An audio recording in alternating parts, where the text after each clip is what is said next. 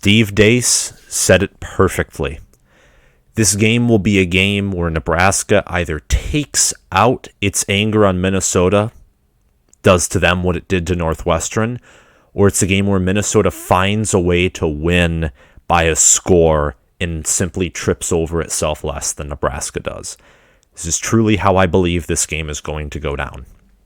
Michigan and Ohio State and Penn State all have bye weeks. I'm going to be previewing Indiana versus Michigan State as well.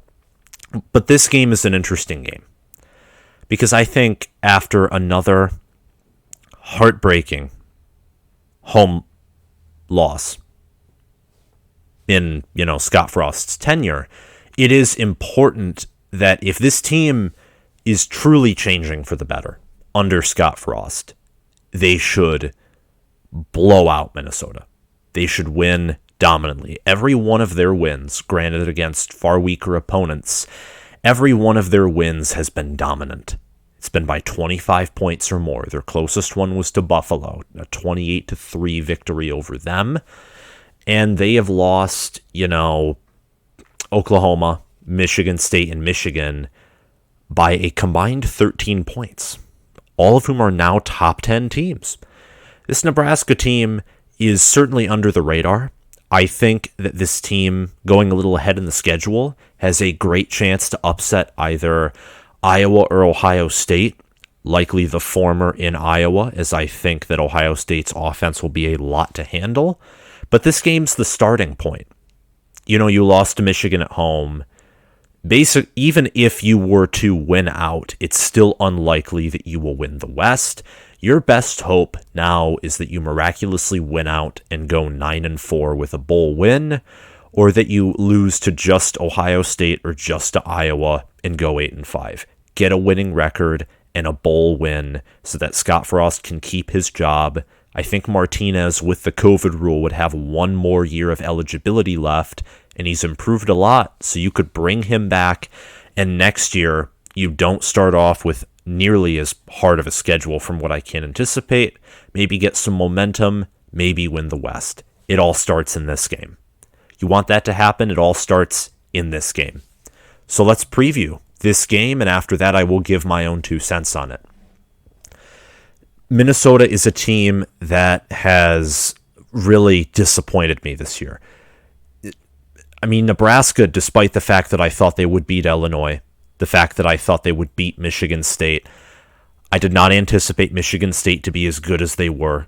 I was impressed with how they played Oklahoma after, them only beating Buffalo by 25, which is a MAC school, and them losing to Illinois. I'm like, Oklahoma's going to shred this team, likely. And they never did. And the way they played Michigan, the way they played Michigan State, and Michigan State's a team that finds ways to win, and Nebraska almost beat them. Nebraska's impressed me this entire way. Minnesota has done anything but impress me. From the way they fell off against Ohio State, to the loss against Bowling Green, to Tanner Morgan's abysmal 52.2% completion rating.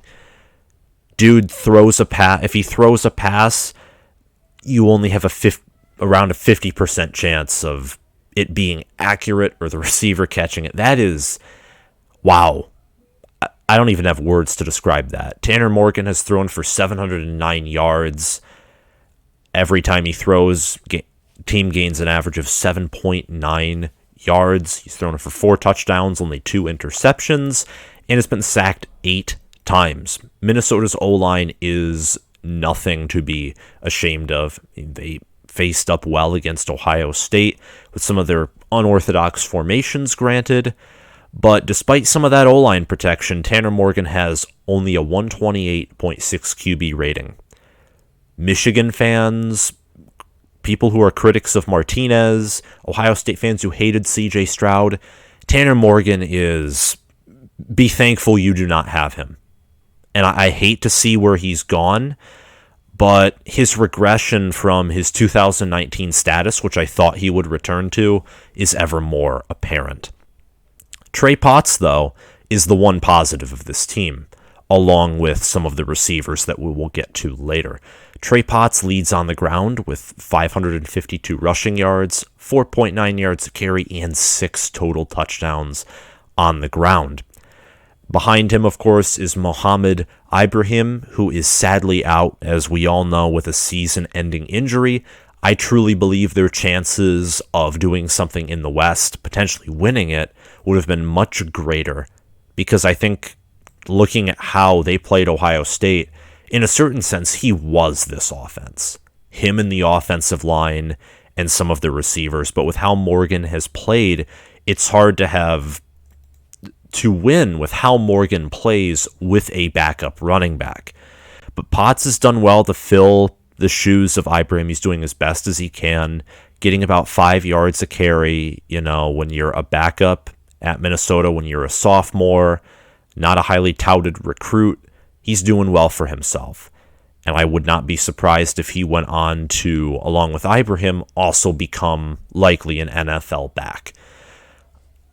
Your top receivers for Minnesota are Dylan Wright and Daniel Jackson and Chris Autman-Bell, who is out in Ohio State and who, is really the guy who we're expecting to be kind of like the Rashad Bateman, where he's going to be another Minnesota drafted wide receiver. He is actually not the leader in yards or even receptions. Chris Autman-Bell just has 128 receiving yards and 1 touchdown. Mike Brown-Stevens has an amazing 34.8 average yards a catch. No touchdowns, though. Daniel Jackson leads the team in receptions with 14, has 155 yards and 1 touchdown. Dylan Wright has 169 yards, 9 receptions, and 2 touchdowns. And that is really just my offensive breakdown, personally. And just, this is what the stats say. And the stats tell us that this team is not offensively efficient. They only score 24.4 points a game, 15 total touchdowns. Their third down conversion percentage is 42.42, and outside of Ohio State's a pretty weak strength of schedule. They only have 141.8 net passing yards per game. They rely a lot more on the ground, where they almost have 200 yards a game. On the defense, they are led by Jack Gibbons in total tackles, and he also leads in total passes defended, where he is tied with Justin Wally, the defensive back, and Coney Durr, another defensive back. The leader in interceptions is Tyler Nubin, a defensive back, and the leader in sacks is Bowie Mafe, a defensive lineman, with 5. He also has a forced fumble. Minnesota's defense, I think, just looking at how bad their offense has been, for them to hold teams to 19.6 points a game, and for them to even shut out Colorado, despite Colorado not being a good team, I actually think is kind of impressive in a certain sense. You don't have a good QB. Your third down conversion percentage is not the greatest at all.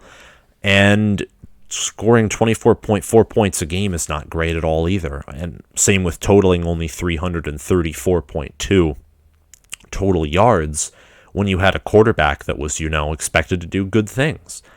But their defense has certainly been helping them, is what I'm trying to say. If you're a Minnesota fan, your defense, you've held Colorado to no points. You stopped Miami, Ohio from a comeback.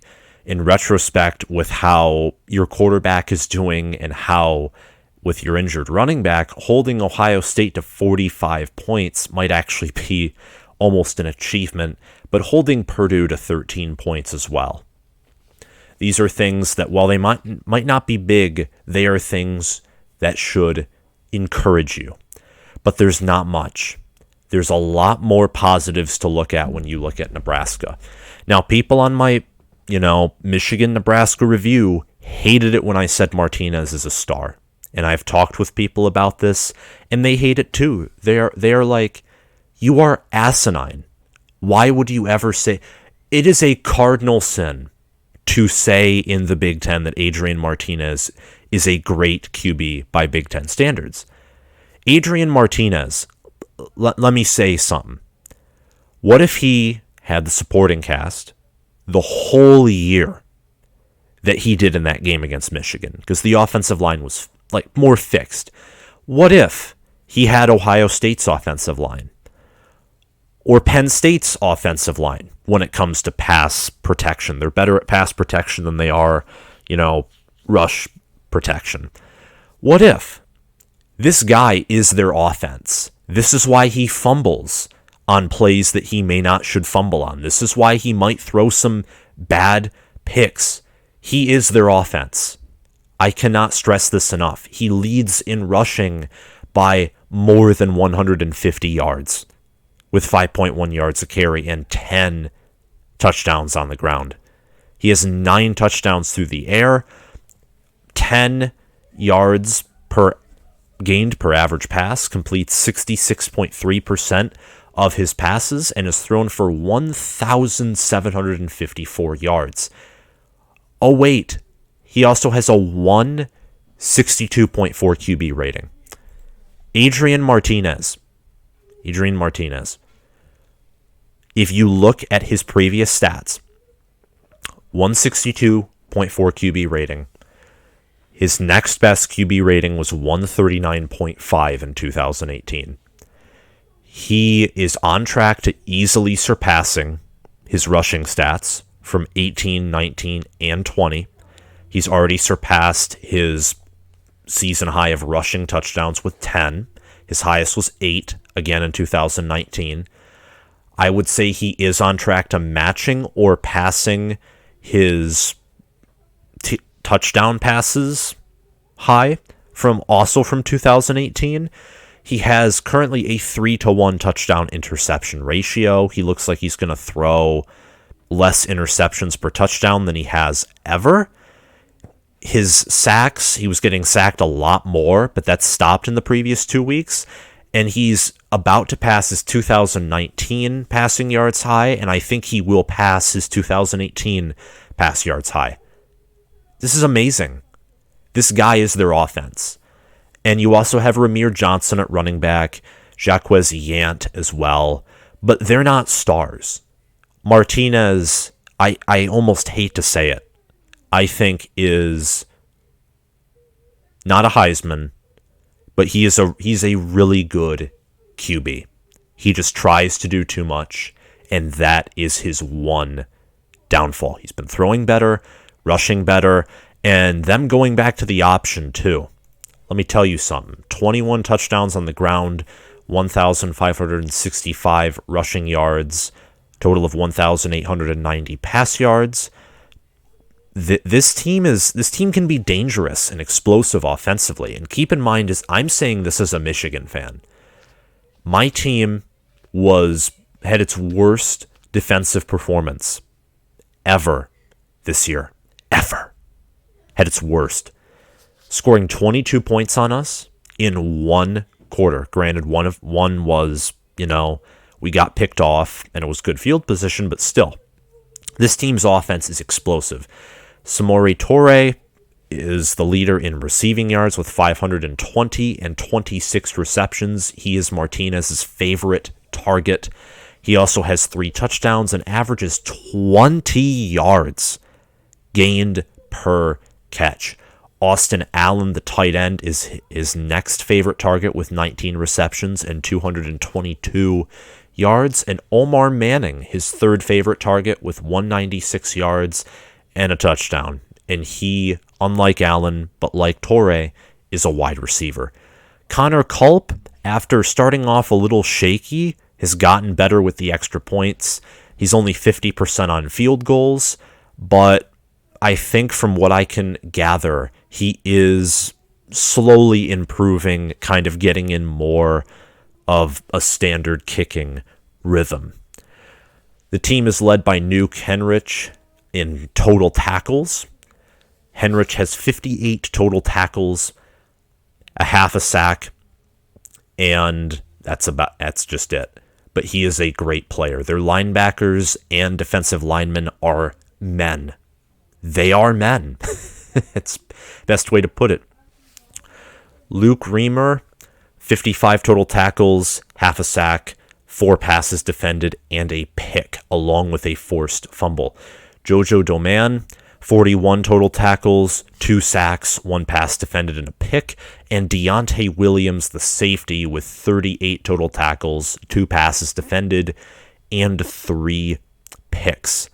The leader in sacks is Garrett Nelson, the linebacker, and Jojo Doman, as I previously mentioned, also has 2 sacks, along with Feldarius Payne. All linebackers lead in sacks on this team. This team's defense, despite allowing 17.9 points, they've had a hard schedule. They have faced some offenses. They contained Michigan State's explosive offense. They confused Michigan's offense. I can confirm that they contained us well enough to get within a point where they could win. And Oklahoma's offense, even though Rattler was overrated, and even though Rattler faced them, their offense is deadly. The fact Nebraska held Oklahoma to, I think, 23 points is something to be proud of. In Norman. It's impressive. So I've previewed these 2 teams, and now I am going to give my 2 cents. Also, by the way, Nebraska, on average, forces almost 500 total yards on their opponents. 270 passing a game, 223.6 rushing per game. I would say that is also something to be scared of if you are a Minnesota fan. Nebraska's favored by 4, and ESPN's FPI gives them a near 60% chance to win, 59.8% chance exactly. My prediction for this game is Minnesota, they might, hold Nebraska for a few quarters, maybe 1 or 2, and it might be a little close, but Nebraska has, like with Michigan and Michigan State and other games, at some point they will break through.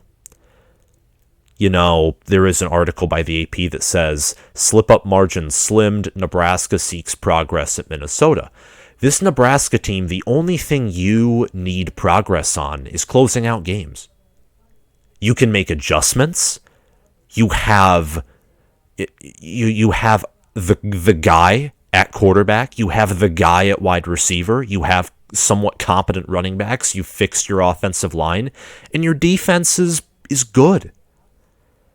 The only thing that needs to happen is for the results to play out.